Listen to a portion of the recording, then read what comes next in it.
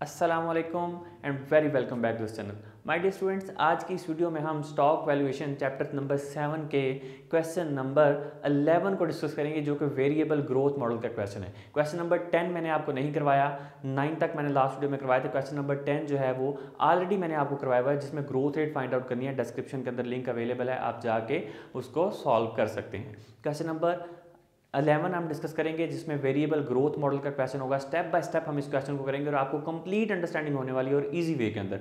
सो बिना वेस्ट किए टाइम हम अपनी इस क्वेश्चन को स्टार्ट करते हैं और इसको सॉल्व करते हैं।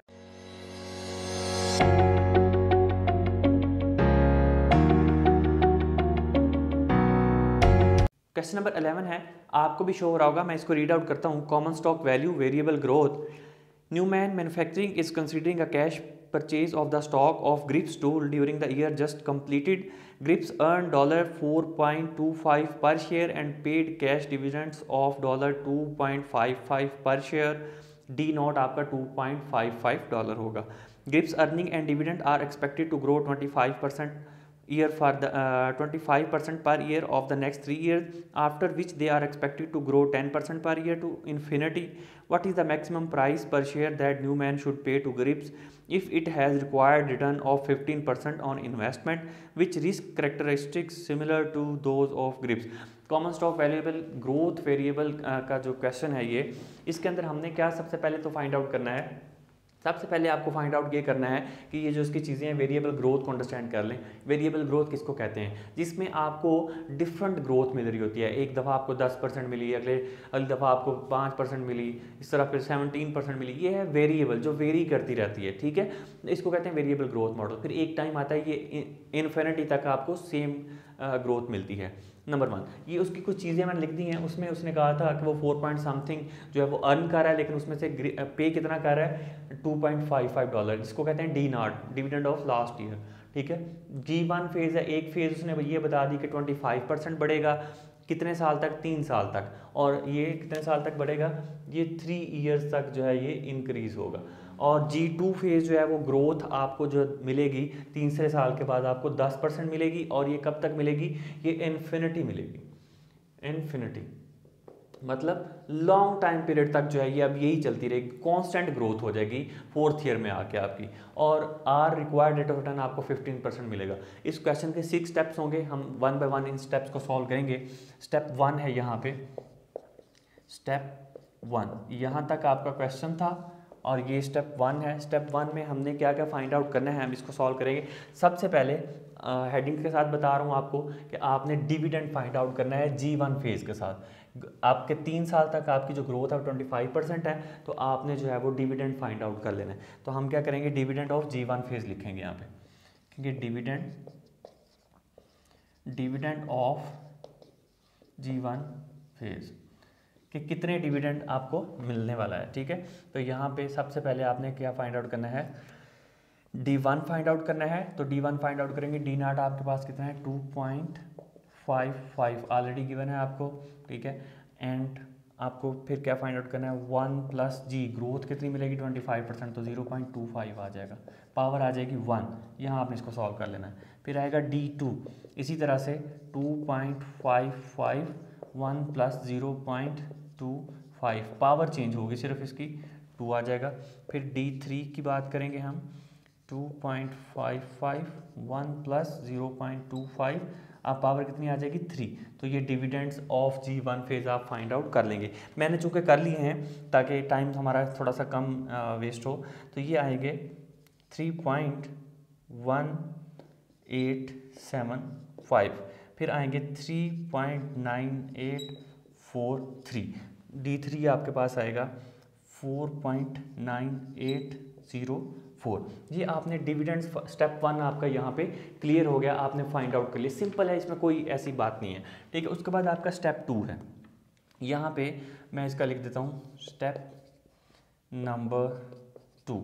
स्टेप नंबर 2 में आपने क्या करना है कि ये जो आपने dividend of G1 phase find out करें, इन्हीं डिविडेंड की आपने प्रेजेंट वैल्यू फाइंड आउट करनी है अब, ठीक है। कि ये डिविडेंड तो हो गया, फ्यूचर डिविडेंड्स ये मिलेंगे आपको D1, D2, D तीसरे साल में, तो उसकी प्रेजेंट वैल्यू आज इनकी वैल्यू कितनी है, तो वो सिंपल फाइंड आउट करेंगे। यहाँ पे लिख लेंगे present value of dividend present value of G1 phase लिख लें आप, present value of G1 phase dividends, ठीक है। ये आप कंप्लीट भी लिख सकते हैं, इसे भी लिख सकते हैं। तो यहाँ पे मैं लिखूंगा प्रेजेंट वैल्यू का आपको फॉर्मूला पता होना चाहिए, present value is equal future value divided by 1 plus r की पावर है n, सिंपल ये है फॉर्मूला। तो यहाँ पे लिखेंगे PV1 इज इक्वल, ये है सबसे पहली अमाउंट, ठीक है, 3.1875 डिवाइडेड बाय r आपको कितना मिल रहा है 15% है, तो क्या आएगा 1 प्लस 0.15, पावर आ जाएगी 1। इसको सॉल्व कर लेंगे तो आपके पास जो आंसर आएगा वो आएगा 2.77। अभी हम इसको यहाँ पे शिफ्ट कर देते हैं। नेक्स्ट आपके पास है प्रेजेंट वैल्यू ऑफ ईयर 2। तो यहाँ पे आपने क्या करना है, सिंपल प्रेजेंट ये सेकंड में आपको कितनी मिल रही है डिविडेंड, आपका future value 3.9843 divided by 1 plus 0.15 power 2 आ जाएगी। तो ये इस तरह से आपने ये सेकंड को सॉल्व कर लेना है। तो वैल्यू आपकी जो बनेगी 3.01 बनेगी, 3.01। फिर प्रेजेंट वैल्यू ऑफ 3, ये जो थर्ड ईयर का डिविडेंड है ये वाला, इसकी प्रेजेंट वैल्यू आपने फाइंड आउट कर लेनी है, simple equal 4.9804 divided by 1 plus 0.15 power 3। तो आप सिंपल इसकी जो वैल्यू है वो फाइंड आउट करेंगे तो आपके पास एक वैल्यू आएगी 3.27। अब आपने इनको ऐड भी कर लेना है, जो इनकी प्रेजेंट वैल्यू आपने फाइंड आउट की है 2.77, 3.01 और 3.27, तो ये आ जाएगा 9.05। ये आपके पास प्रेजेंट वैल्यू एक आ चुकी है। दो स्टेप आपके जो मेन होते हैं वो आपने करने हैं जब भी आपको डिविडेंड ये फाइंड आउट करना है, डिविडेंड ऑफ G1 फेज, और उसकी आपने प्रेजेंट वैल्यू फाइंड आउट कर लेनी है, ठीक है। उसके बाद आपका है स्टेप नंबर 3, होप सो आपको समझ आ रही होगी। स्टेप नंबर 3 इसको इन डिटेल मैंने ऑलरेडी करवाया हुआ है, डिस्क्रिप्शन के अंदर स्टॉक वैल्यूएशन के लेक्चर्स अवेलेबल है, वहाँ से जाके भी आप इसको देख सकते हैं इन डिटेल क्या क्या चीज़ें होती हैं, किस किस तरह से थ्योरेटिकली भी बताया हुआ है। तो अभी आपने क्या करना है, स्टेप 3 ये है कि देखें G1 फेज तक कंप्लीट कर लिया, G2 फेज में आके हमारे पास जो है वो ग्रोथ रेट क्या हो गई, कांस्टेंट हो गई, ठीक है। तो अब हम क्या करेंगे, पहले तो D4 फाइंड आउट करेंगे।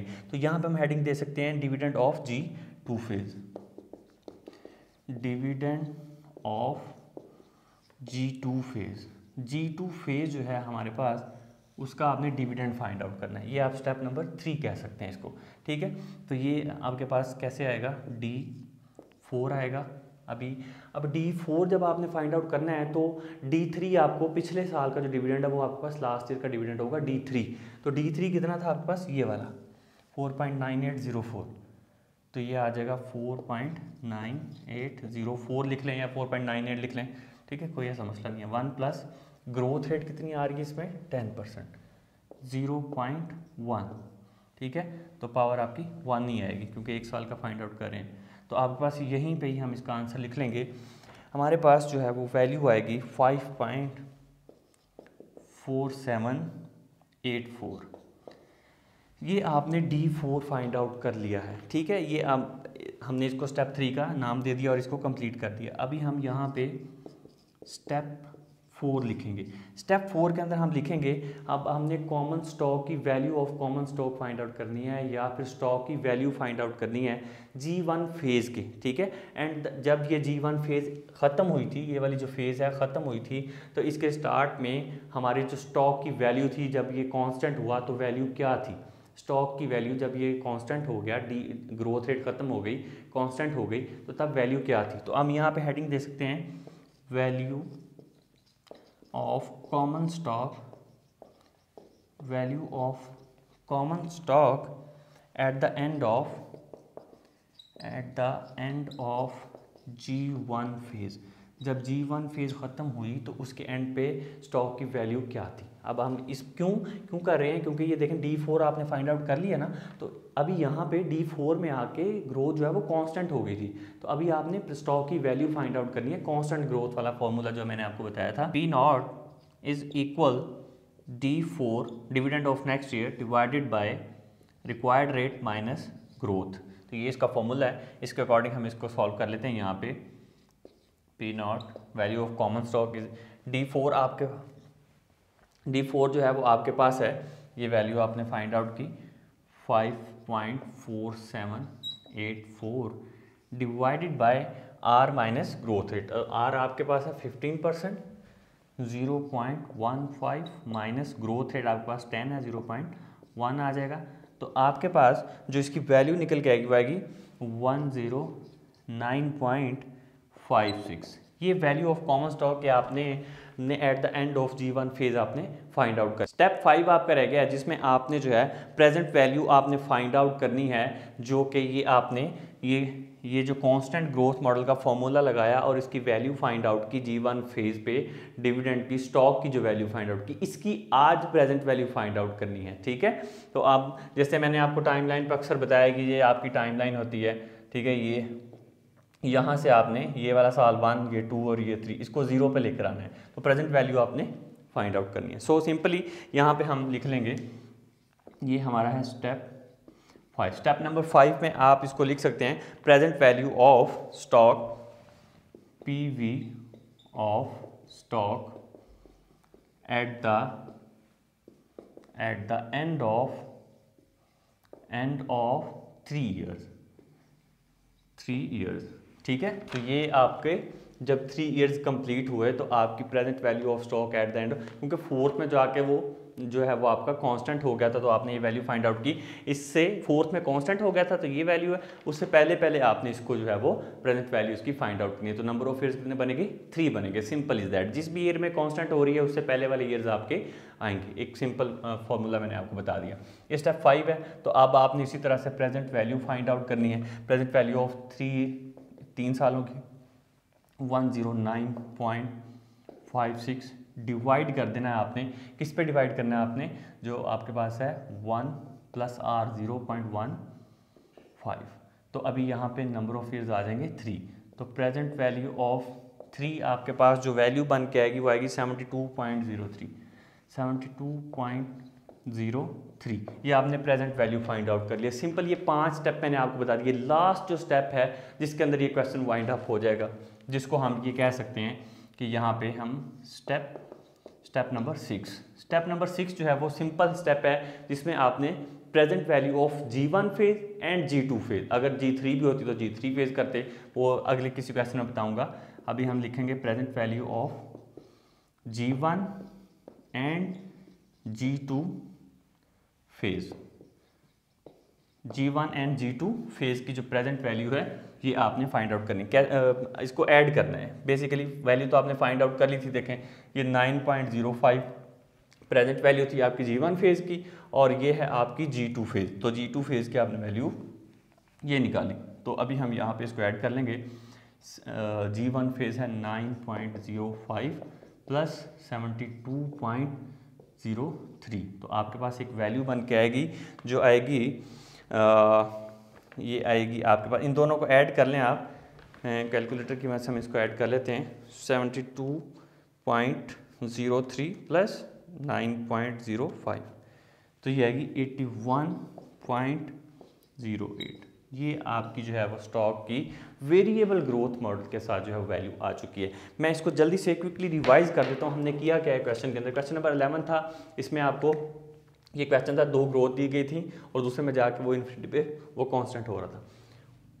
हमने स्टेप 1 किया जिसमें आपने dividend of G1 phase find out किया। स्टेप 2 किया हमने जिसमें present value of G1 phase dividend की आपने फाइंड आउट की। स्टेप 3 किया, ये आ गई आपकी वैल्यू। फिर हमने स्टेप 3 किया जिसमें dividend of G2 phase find out किया, जिसमें जो है वो कांस्टेंट हो रहा था। तो ये वैल्यू है D4 की। उसके अंदर स्टेप 4 किया फिर आपने, जिसमें आपने कॉमन स्टॉक की वैल्यू फाइंड आउट की of at the end of G1 phase, जहाँ पे वो G1 फेज ख़त्म हुई थी वहाँ तक आपने, जहाँ पे वो कांस्टेंट हो गया। तो वैल्यू आपकी आ गई 109.56 कांस्टेंट ग्रोथ का मॉडल का फॉर्मूला लगा के। फिर आपके पास स्टेप 5 आया। स्टेप 5 के अंदर आपने प्रेजेंट वैल्यू ऑफ जो है वो G2 फेज फाइंड आउट किया, कांस्टेंट ग्रोथ मॉडल की वैल्यू फाइंड आउट किया। Present value of stock at the end of 3 year, जब 3 साल खत्म हो गए थे तो उस तक आपने जो है प्रेजेंट वैल्यू फाइंड आउट की। तो ये आ गई आपके पास 72.03। स्टेप 6 में आपने G1 phase and G2 phase को आपने ऐड कर दिया। ऐड करने से आपके पास जो है वो एक स्टॉक की वैल्यू आ गई वेरिएबल ग्रोथ मॉडल के साथ। ये था सिंपल स्टेप, इसका जल्दी से आप स्क्रीनशॉट ले लें, मैं साइड पे हो चुका हूँ। आपको किसी भी तरह की कोई भी कन्फ्यूजन हो क्वेश्चन के अंदर आप मुझसे पूछ सकते हैं। इसी तरह आपने अगर आपको ग्रोथ मॉडल का वेरिएबल ग्रोथ मॉडल का क्वेश्चन आता है तो आप इसको सॉल्व कर सकते हैं। एंड वन मोर थिंग, आपको अगर इसमें G1 फेज़ है, G2 फेज़ है, G3 फेज़ भी है तो नेक्स्ट क्वेश्चन आने में उसमें आपको वो भी करवाऊंगा। तो अभी ये 2 दफ़ा ग्रोथ आई थी तो हमने इसको सॉल्व कर लिया। Thank you so much for watching this video को लाइक करें, शेयर करें, अपने फ्रेंड के साथ इसको शेयर किया करें ताकि वो भी इसको लर्न कर सकें। Thank you so much for watching this video.